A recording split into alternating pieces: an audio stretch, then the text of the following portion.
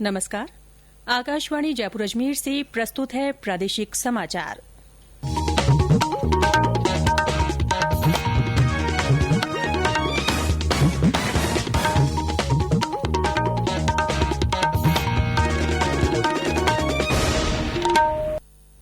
मुख्य समाचार। प्रदेश में चल रहे सियासी घटनाक्रम के बीच भाजपा और कांग्रेस के बीच आरोप प्रत्यारोप का दौर जारी। मुख्यमंत्री ने की राज्यपाल से मुलाकात। प्रदेश में कोरोना संक्रमितों की संख्या बढ़कर हुई 28,500। कल सामने आए 711 नए मामले। केंद्रीय स्वास्थ्य मंत्री डॉक्टर हर्षवर्धन ने कहा, कोविड-19 के खिलाफ संघर्ष निर्णायक दौर में टीका विकसित करने की दिशा में मिले सकारात्मक संकेत।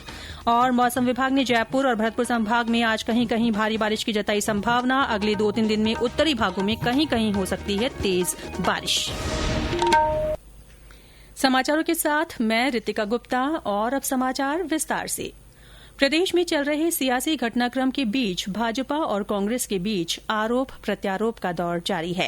पूर्व मुख्यमंत्री वसुंधरा राजे ने कल ट्वीट कर बयान जारी किया। उन्होंने कहा कि कांग्रेस की आंतरिक कलह का नुकसान जनता को उठाना पड़ रहा है।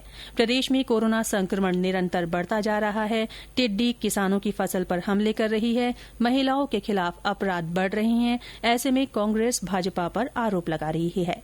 उन्होंने कहा कि सरकार के लिए सिर्फ जनता का हित सर्वोपरि होना चाहिए। इससे पहले भाजपा के राष्ट्रीय प्रवक्ता संबित पात्रा ने कहा कि गहलोत सरकार बनने के बाद कांग्रेस में शीत युद्ध की स्थिति बनी रही। उन्होंने इस पूरे मामले में सीबीआई जांच की मांग की है। सरकार 2018 में बनी, अशोक गहलोत जी मुख्यमंत्री बने, उसके बाद एक शीत युद्ध की स्थिति कांग्रेस पार्टी के सरकार में बनी रही। और ये जो हमारे पे तथाकथित एलिगेशंस लगाया जा रहा है वो क्या है कि कुछ ऑडियो टेप्स हैं और ऑडियो टेप्स के माध्यम से भारतीय जनता पार्टी कांग्रेस पार्टी को तोड़ने का प्रयास कर रही। भाजपा इस पूरे प्रकरण का सीबीआई द्वारा जांच की मांग करती है। दूसरी ओर प्रदेश कांग्रेस अध्यक्ष गोविंद सिंह डोटासरा, परिवहन मंत्री प्रताप सिंह खाचरियावास और स्वास्थ्य मंत्री रघु शर्मा ने कल संयुक्त प्रेस कॉन्फ्रेंस की। श्री डोटासरा ने कहा कि सरकार के पास बहुमत है और जरूरत पड़ने पर विधानसभा में सिद्ध किया जाएगा। उन्होंने कहा कि अब तक 2 बागी विधायकों को पार्टी की सदस्यता से निलंबित किया गया है। यदि अन्य विधायक वापस आना चाहते हैं तो उन पर पार्टी सहानुभूति से विचार करेगी। वहीं परिवहन मंत्री प्रताप सिंह खाचरियावास ने कहा कि भाजपा के इशारे पर जो नेता पार्टी से बगावत कर रहे हैं उन्हें जनता कभी माफ नहीं करेगी। अभी भी कांग्रेस के जो विधायक से मैं कहूंगा अभी भी आ जाएं। जनता उनको यहाँ पर कांग्रेस के मंच पर देखना चाहती है। आज वो वहाँ छुप कर बैठे, उनके फोन बंद है। बीजेपी वाले यदि जबरन कर रहे हैं तो वीडियो डाले। उनके क्षेत्र की जनता उनकी इंतजारी कर रही है। जनता उनको माला तो तब पहनाएगी जब वो कांग्रेस के बनकर जाएंगे, और यदि बीजेपी के बनकर जाएंगे, कांग्रेस के साथ धोखा करके जाएंगे तो वो जनता माफ नहीं करेगी। इधर भारतीय ट्राइबल पार्टी के दोनों विधायकों ने गहलोत सरकार को समर्थन देने का फैसला किया है। इस बीच मुख्य सचेतक महेश जोशी द्वारा पिछले दिनों भ्रष्टाचार निरोधक ब्यूरो को दिए परिवाद के आधार पर ब्यूरो ने केस दर्ज कर लिया है। इस घटनाक्रम के बाद प्रतिपक्ष के नेता गुलाब चंद कटारिया ने कहा कि मुख्य सचेतक के प्रार्थना पत्र पर तुरंत केस दर्ज हुआ, जबकि भाजपा की ओर से दी गई शिकायत पर अभी तक कार्रवाई नहीं हुई है। इससे पहले एसओजी द्वारा दर्ज किए मामले में गिरफ्तार आरोपी संजय जैन को एसओजी के विशेष न्यायालय ने 4 दिन की रिमांड पर भेज दिया। इस बीच कल देर शाम मुख्यमंत्री अशोक गहलोत ने राजभवन में राज्यपाल कलराज मिश्र से मुलाकात की। उन्होंने कोरोना वैश्विक महामारी से बचाव के लिए किए जा रहे प्रयासों की जानकारी दी। श्री गहलोत की राज्यपाल के साथ ये शिष्टाचार भेंट बताई जा रही है। प्रदेश भर में कोरोना संक्रमितों की संख्या बढ़कर 28,500 हो गई है। इनमें से 21,144 रोगी ठीक हो चुके हैं। प्रदेश में अब 6,803 सक्रिय मरीज हैं। कल राज्य में 711 नए मामले सामने आए। इनमें सबसे ज्यादा 116 मामले अलवर के हैं। इसके अलावा पाली में 96, जोधपुर में 94, बीकानेर में 67, जयपुर में 61, भरतपुर में 56, कोटा में 54, अजमेर में 39, बाड़मेर में 31, राजसमंद में 20, चूरू में 13, उदयपुर में 12, नागौर में 9, भीलवाड़ा में 7, जैसलमेर में 6, सीकर में 5, दौसा में 4, हनुमानगढ़, टोंक और झालावाड़ में 3-3, बांसवाड़ा, प्रतापगढ़, डूंगरपुर और श्रीगंगानगर तथा बारां में 2-2, बूंदी, करौली और सवाईमाधोपुर में 1-1 और अन्य राज्य के एक व्यक्ति में भी कोरोना संक्रमण की पुष्टि हुई है। अब तक 553 लोगों की कोरोना से मृत्यु हुई है।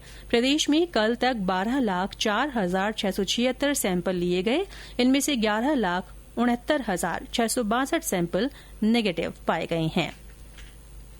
ये समाचार आकाशवाणी जयपुर अजमेर से प्रसारित किए जा रहे हैं। प्रादेशिक समाचार बुलेटिन आप हमारे ट्विटर हैंडल @AIRnews_जयपुर पर फॉलो कर सकती हैं।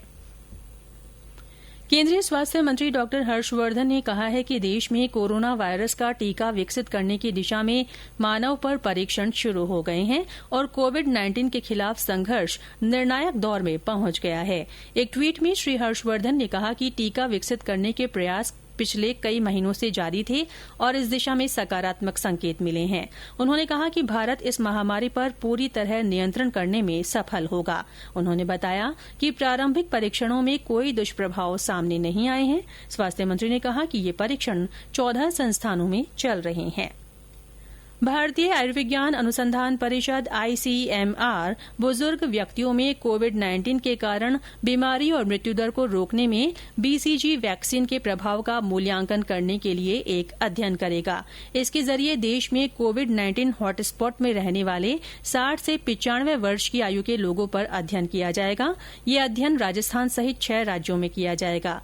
अध्ययन में उसी BCG वैक्सीन का उपयोग किया गया है जिसे देश में राष्ट्रीय टीकाकरण कार्यक्रम के एक भाग के रूप में नवजात शिशुओं को लगाया जाता है। अयोध्या में राम मंदिर निर्माण के लिए भूमि पूजन 3 या 5 अगस्त को किया जाएगा। श्री राम जन्मभूमि तीर्थ क्षेत्र ट्रस्ट की कल अयोध्या में हुई बैठक में यह फैसला लिया गया। ट्रस्ट ने भूमि पूजन के अवसर पर प्रधानमंत्री नरेंद्र मोदी को आमंत्रित करने का निर्णय लिया है। मंदिर निर्माण की तारीख पर अंतिम फैसला प्रधानमंत्री कार्यालय लेगा। अलवर में इन दिनों सरसों की बम्पर आवक के चलते जिले के किसान काफी उत्साह में हैं। वहीं जिले में हुई सरसों की बम्पर फसल से किसानों को दोगुना लाभ मिल रहा है। अलवर से हमारे संवाददाता ने बताया कि आम दिनों की तुलना में इस बार अलवर की मंडी में सरसों के बेहतर दाम मिल रहे हैं।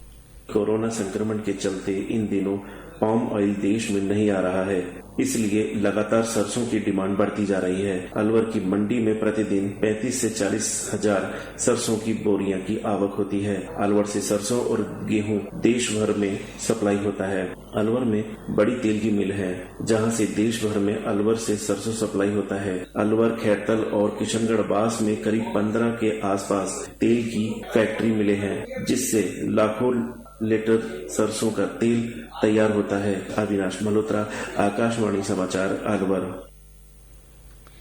करौली जिला आज अपनी स्थापना की 24वीं वर्षगांठ मना रहा है। जिले का गठन 19 जुलाई 1997 को हुआ था। जिले में आज स्थापना दिवस को लेकर विभिन्न कार्यक्रमों का आयोजन किया जा रहा है। प्रधानमंत्री नरेंद्र मोदी 26 जुलाई को आकाशवाणी से मन की बात कार्यक्रम में अपने विचार साझा करेंगे। ये इस मासिक रेडियो कार्यक्रम की 67वीं कड़ी होगी। प्रधानमंत्री ने इस कार्यक्रम के लिए श्रोताओं के सुझाव मांगे हैं। राज्य के उत्तरी भागों में मेघ गर्जन के साथ कहीं कहीं तेज बारिश का दौर जारी है। मौसम विभाग के अनुसार अगले 2-3 दिन में प्रदेश के उत्तरी भागों में कहीं कहीं तेज बारिश होने की संभावना है। वहीं आज भरतपुर और जयपुर संभाग में कहीं कहीं भारी बारिश की संभावना जताई गई है। इस बीच कल राज्य में कुछ स्थानों पर हल्की से मध्यम बारिश हुई। प्रतापगढ़ में कल शाम तेज बारिश के समाचार हैं। जिले के जाखम और भंवर सेमला बांधों में पानी की आवक बढ़ने लगी है। जालौर में भी कल देर रात बरसात हुई। इधर आज जयपुर में रुक रुक कर फुहार का दौर जारी है। और अब आकाशवाणी जयपुर की एक विशेष अपील। श्रोताओं, कोरोना से बचाव के लिए घर से बाहर हमेशा मास्क पहनें और 2 गज की दूरी बनाए रखें। बार बार हाथ धोएं या सैनिटाइजर से साफ करें और बहुत आवश्यक होने पर ही घर से बाहर निकलें। और अंत में मुख्य समाचार एक बार फिर। प्रदेश में चल रहे सियासी घटनाक्रम के बीच भाजपा और कांग्रेस के बीच आरोप प्रत्यारोप का दौर जारी है। मुख्यमंत्री ने राज्यपाल से मुलाकात की है। प्रदेश में कोरोना संक्रमितों की संख्या बढ़कर 28,500 हो गई है। कल 711 नए मामले सामने आए हैं। केंद्रीय स्वास्थ्य मंत्री डॉक्टर हर्षवर्धन ने कहा है कि कोविड-19 के खिलाफ संघर्ष निर्णायक दौर में है। टीका विकसित करने की दिशा में सकारात्मक संकेत मिले हैं। और मौसम विभाग ने जयपुर और भरतपुर संभाग में आज कहीं कहीं भारी बारिश की संभावना जताई है। अगले 2-3 दिन में उत्तरी भागों में कहीं कहीं तेज बारिश हो सकती है। इसी के साथ प्रादेशिक समाचार बुलेटिन समाप्त हुआ। हमारा अगला बुलेटिन हिंदी में दोपहर 12:30 बजे प्रसारित होगा। नमस्कार।